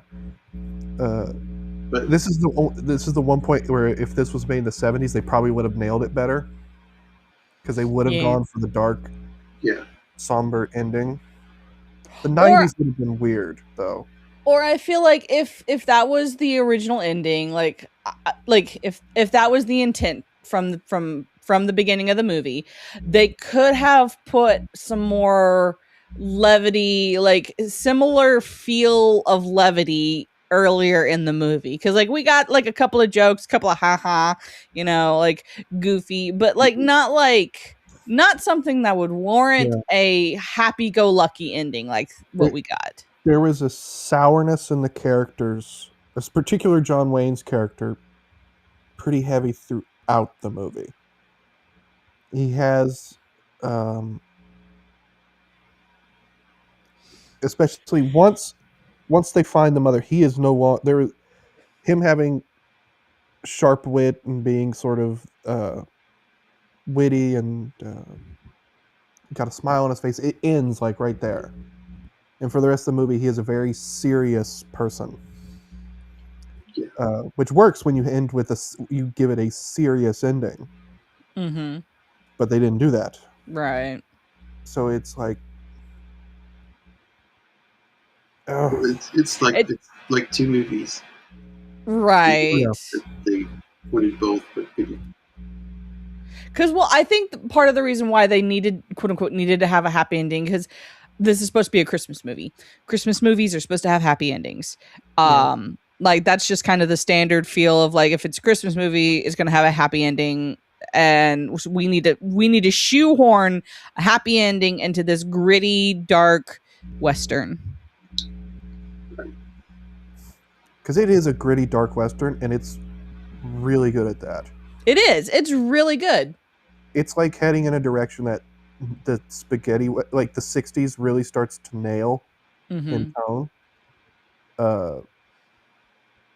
But it's not there yet with the ending. It just sort of kills the movie at the end, and you're just like, oh, come on, guys, please, no. Like, yeah. I know what's happening here, and I don't want it. Or another thing they could have done, granted, it probably would have made the movie quite a bit longer, but I feel like they could have cut some other shots out, maybe played around with it a little bit more, but like make the courtroom scene a little longer and make it to where he has to sweat it out a little bit. Make him earn that happy. Yeah. I mean, this movie's 1 hour 45, 1 hour 50. Like, spend the extra 15, 20 minutes. Yeah. To do that. If he's gonna live, you gotta earn it. Yeah, because it's like we see him basically what we think drop dead, and then he's in the courtroom and they're like, so are you gonna actually take care of the baby? He's like, well, yeah, I'm gonna take care of the baby. And they're like, great, happy ending, huzzah! Like, wait a second, from jail, like. Are we not even going to talk about the actual the crimes that he's accused of and let him tell his story, or let him talk about the journey, or what, why is it just feels a little chopped up towards the end.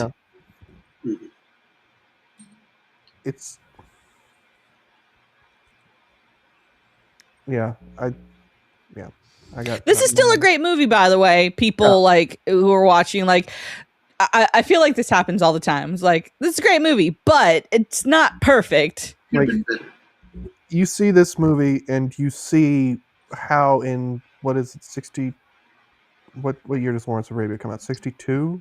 I think so. You see the DNA of the cinematography from this movie to Lawrence of Arabia. Mm-hmm. Oh yeah, for sure. Because it's where you're starting to see the John Ford in color style that is so magical and changes cinematography forever. That becomes so influential for still. I mean, yes, you can see it in Dune, from 2 years ago. Any desert shots, that style, if you notice how even modern day people, if you're gonna shoot a scene in a desert setting, these shots are basically what you see, these styles. Yeah, it's like the DNA from this, The Searchers, Lawrence of Arabia, mm-hmm. and then you go into the 80s with like Spielberg. Yep. And then you go into the 2000s with, well, even in the 70s with George Lucas. Yeah.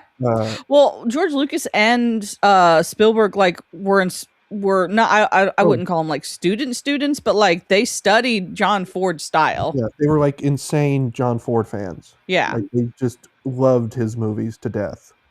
I mean, Spielberg is, if I can appreciate one thing about Spielberg today, he still is very vocal about how great a director John Ford is. And I think it's arguable. I would probably put John Ford as probably the greatest American director of all time. I'd agree. Because like I think what's his competition going to be?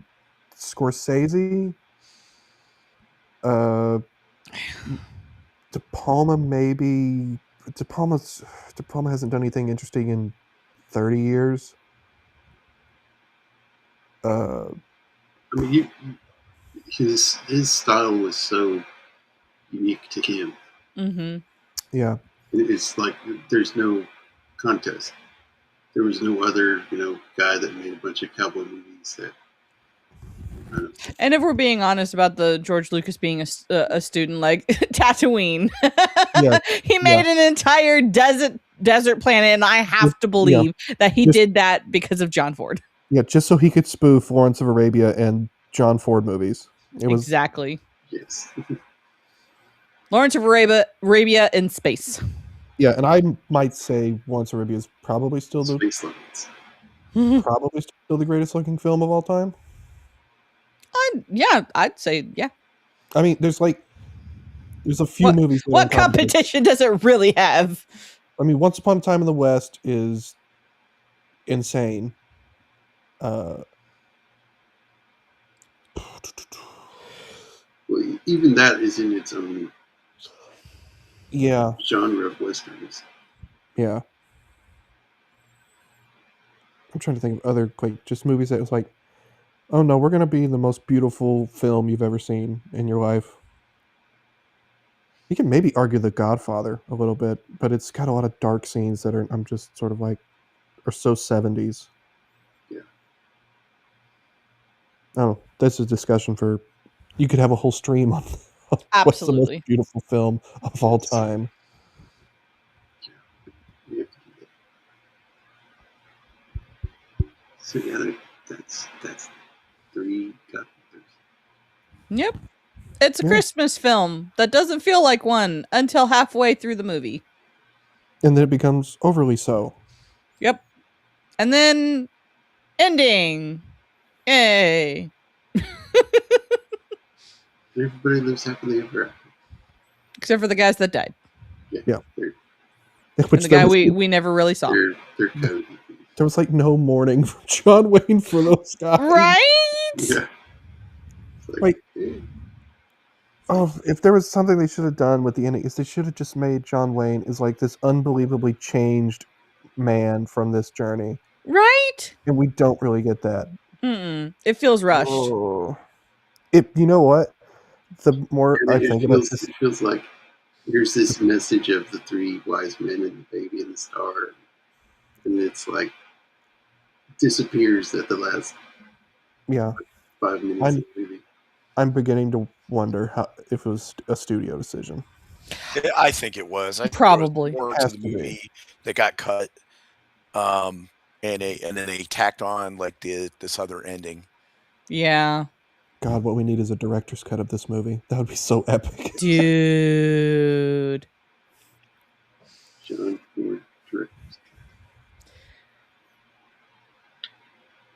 cut. And I highly doubt that John this is my opinion, but I don't think if John Wayne knew he was about to do a Christmas baby Jesus story, I don't think he would act the way he was acting. I feel like he would have done something a little bit different. I don't know. Yeah. I feel like because we've seen even before up until the last second, Stagecoach kind of nails the somber good ending.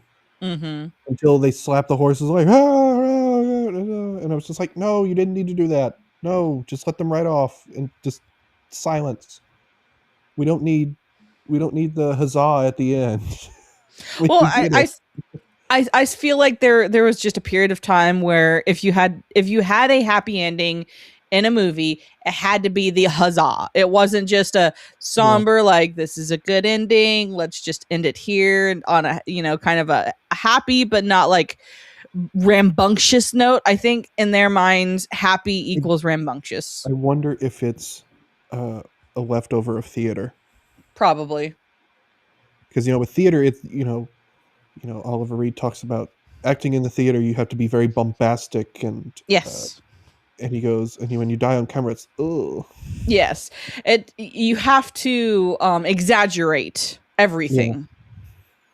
Yeah. That's why you can tell actors that are theater trained because they open their mouths like they really open their mouth a lot, really big and wide.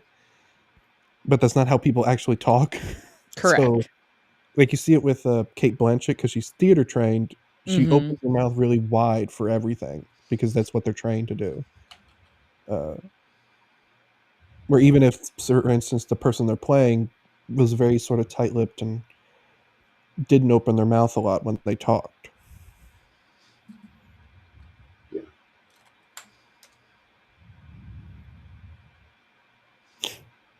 Oh, good movie.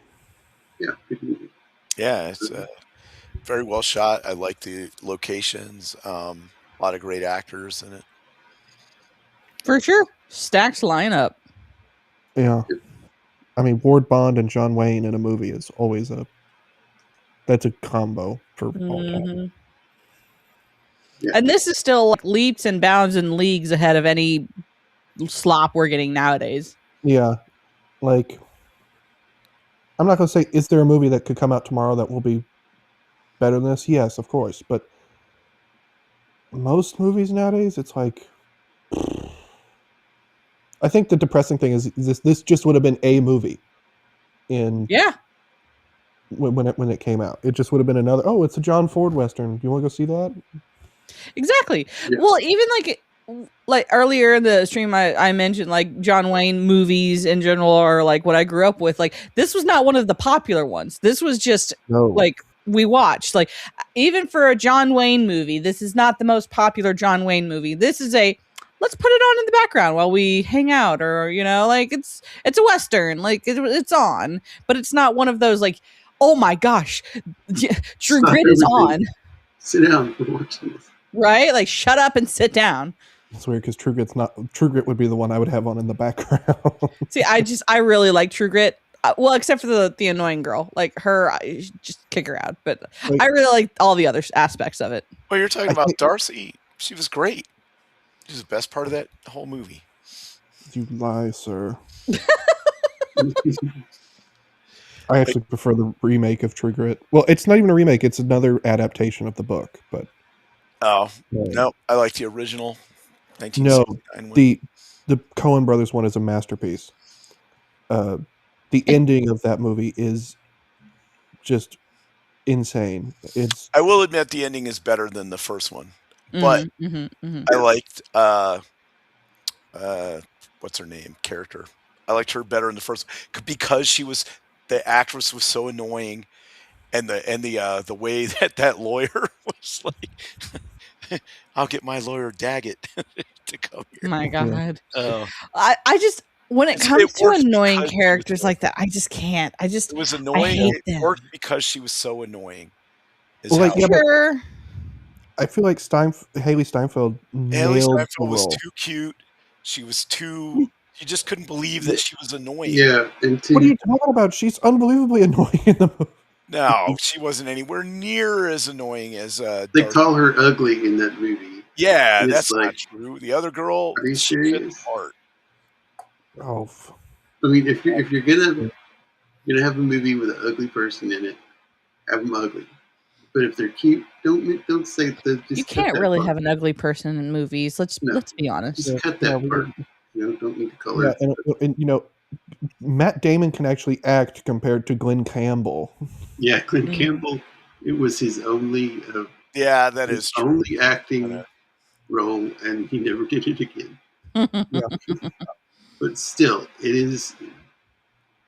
Wayne did do one scene in True Grit though that I was like, oh, where's that been your entire career? Well, that's what I mean. He was just good in it. I don't know. I just prefer the original. But right after he has that great scene is the scene where the dude gets his fingers cut off in the cabin, Yeah. and then you just have Wayne. I can't do nothing for you, son. And I was like, oh no, this is not the good Wayne. What happened to him? You were there just 5 minutes ago. Mm. One thing that's shocking, because I watched the Coen Brothers True Grit with Hosty recently, and we were kind of shocked that movie got away with being PG-13. Like, you have a scene where a dude gets shot in the face right after that dude got his fingers cut off, and then also And it gets his fingers cut off and stabbed. Yeah, and stabbed in the chest. Like, and they show it, and then the dude gets shot in the face, and it's like, oh my god, they got away with that. And then also getting away with Rooster Cogburn executing the horse. Yeah. It's like, oh my god, this is like so grown up for a PG. This is not your normal PG-13 movie. Right. I feel like sometimes that PG-13 rating is a little grayer than we like to think. Because I would argue even, the Batman with emo Batman. Mm-hmm. There were moments in that movie I was like, wow, they're getting away with that at PG-13. I was like, that's impressive. I think a lot of times people, like, with the PG-13 rating, they don't do as much as they could. And so we're so used to them not doing what they could. When they do actually do what they can, we're like, oh my God. Yeah. I think it's the slopification. I think the problem is the PG-13 became the slopification genre. Well, rating. Where it's like, it's just grown up, and well, I shouldn't even say just, because it's not really grown up, because most PG-13 movies you would take a 8-year-old to. Correct. I think it's when you see a movie like a True Grit or an Indiana Jones that really pushes the rating, like the Raiders of the Lost Ark, that pushes the rating. You suddenly go, wow, how did they get away with that? I think also I think the rating people don't even actually understand half the time what the rating they're putting on something is. Like, they haven't actually watched the movie and they're like, oh, this is like cute little kids thingy. We're going to put, this rating on there, when it's actually like not. But I'm thinking back to like The Mummy, and that's PG-13. I'm looking back, I'm like, is the only reason that movie is PG-13 is because somebody's drinking Glenlivet in it. It had like bugs under a dude's skin and all kinds of stuff. I know, but but Raiders of the Lost Ark is rated PG, and you see a dude's face literally get melted off. Yeah, that is true. But it was the 80s. We were tougher back then. Yeah. Yeah. I don't know. Yeah. Those 90s millennials, they just couldn't handle the excuse you. No. I am a millennial, and I can tell you straight up, I was allowed to watch Jaws at like 5. Like, I was not supervised with what I was watching as a child. It was the adults that were like after me, like the closer to Gen Z, that were like, wait a second, what have we been allowing our kids to watch? You mean when millennials became parents? Is that what you're saying? No, when Gen X became parents. Millennials, like, we're just now starting to become like parents, like 30s and 40s. I am not afraid of lions, Roman. Actually, hold on a second. Everyone should be afraid of lion. If a lion is coming after you, you're going to be scared. Let's be real. I ain't afraid of a lion. It's just a big putty tat. When it chews off your leg, you'll be scared. I got guns. I'm not afraid of a lion. I'm going to shoot it. How many times do you think it will take to kill the lion? Because I could tell you one shot is not going to be enough. If you use an elephant gun, it will be. Yeah. That's true. If you can aim it properly while the thing is coming after you. Just use an AR. You got 30 bullets. Rapid fire. Put a bump stock on it. There you go. Now, if you want to keep the pelt of the lion, well, I guess you gotta, Yeah, I saw Jaws and Alien and The Thing way too young. Scared me for years. I think I saw them all about the right time. I was about 13 or 14. Maybe a little younger for some of them. Yeah, I But remember being a yeah, kid in Jaws. I think I was 8 when I saw Alien. it might be a little too young. It was my brother's fault. Yeah. I just watched whatever the adults were watching on TV. And if they just so happened to be watching something cray-cray, I was watching it with them. One thing that was weird about the 80s would just be like the random 5-second nude scene. Yep. Or like we're just like, because like I was watching Heartbreak Ridge the other day, and there's just like a random scene where a woman is topless for like a second. For and no then reason. like In a situation that normal no people sense. would not be in. Hey, Yeah. it's a movie about military guys. Of course, it's going to have a topless woman in there or something. yes, but But put it where it makes in the middle of sense. a war Yes. zone. this was just the Like, yeah, like if you're gonna put that scene, fine, put that scene, but don't just let it be like in the middle of whatever random other scene. It's like, oh, boobs, and then go away. I'm like, what? Wait a second, like what? Didn't they do that in Commando too, where there was just like a random Yes, uh put it someplace where it When makes they were fighting, and he pushed them through In a the hotel. door into the It next made sense. hotel room. It was in a And- hotel. yeah. Yep. Well, and then like During Grenada, and even Band of Brothers has it in an episode where we just have a random cut and all of a sudden there's Tom Hardy having sex with a German woman for like 5 seconds, then it's over. It's like you what? you didn't need that. Like, come on, man, come on. yeah, that was necessary. I think that's when people started speculating that HBO had a nudity clause that that whatever you put on there had to have it. Right, I remember Yeah. that theory going around. It's like, yes, HBO. Every movie that's on there is gonna have boobs, at least for 5 seconds. I don't know if they've really I'm beginning to wonder. I don't think the theory can And really too, be that discredited. movie was so focused on the men that, you know, it's like if they had to do it, they had to find the right spot, and that was the best they could do. Yeah. But it was really unnecessary. And by the way, that's the introduction to Tom Hardy's character in that show. Yep. Really, it in a lot of shows, it's unnecessary. Yeah.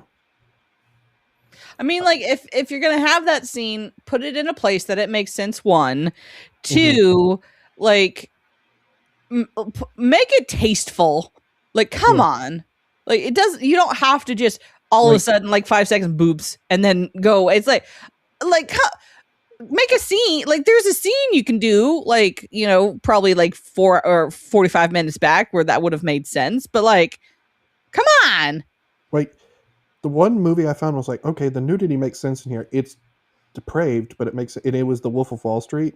Mm-hmm. It was like because the whole point of it was just to show how depraved Right. people were, and it was just like, okay, yeah, it works. It's excessive, but it works.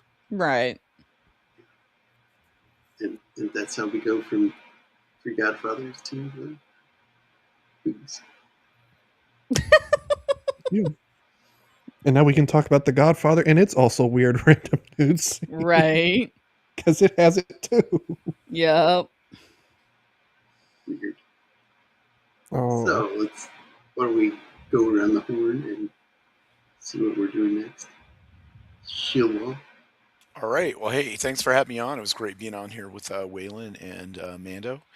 And thanks to the chat. It's really great seeing everybody in the chat. Hope everybody has a great Christmas holiday, Hanukkah if you celebrate it, and New Year's. Are we having a show next week? Tuesday? Yes, if people can make it. Okay, yeah, I'll be here for that. What are we doing? Arsenic and Old Lace. Arsenic and Old Lace. All right, we will be doing that. There is no. So that'll be the only thing I'll be on for next week, and then after that, on the 8th, I will be on Roman of the Empire's channel. And we will be doing a free range. So it'll be, whatever the current topics are. Probably talking a little bit about like Captain America, stuff like that. So looking forward to that. Yep. Memes. Waylon. Yeah, I'm not going to be on nothing. But I'll be around Twitter. Probably chats or on streams of like Plot Strikes Back and Film Comics Explained. Okay. So, yeah.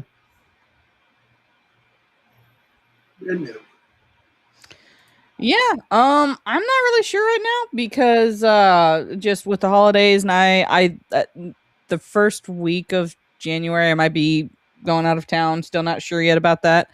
But I think this Sunday I will be doing Skull and Shackles, which is the Pathfinder / D&D pirate campaign.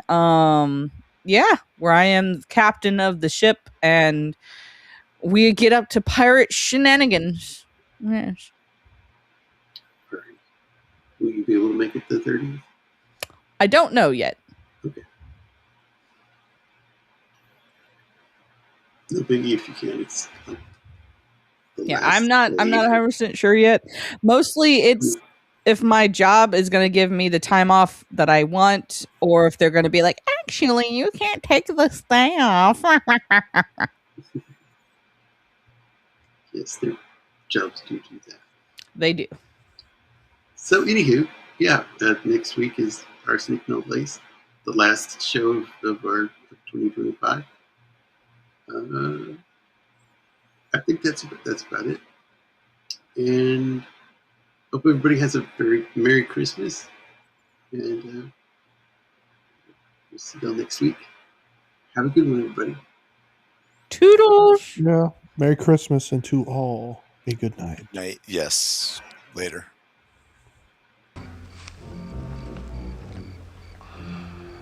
All I can say, McKay, is you take a hell of a long time to say goodbye. Well, so long.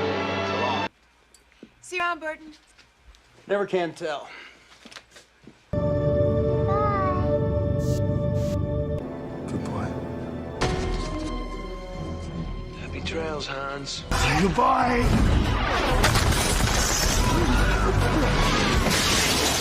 Good boy. Goodbye, bro. Goodbye, Arab. Goodbye, Northman.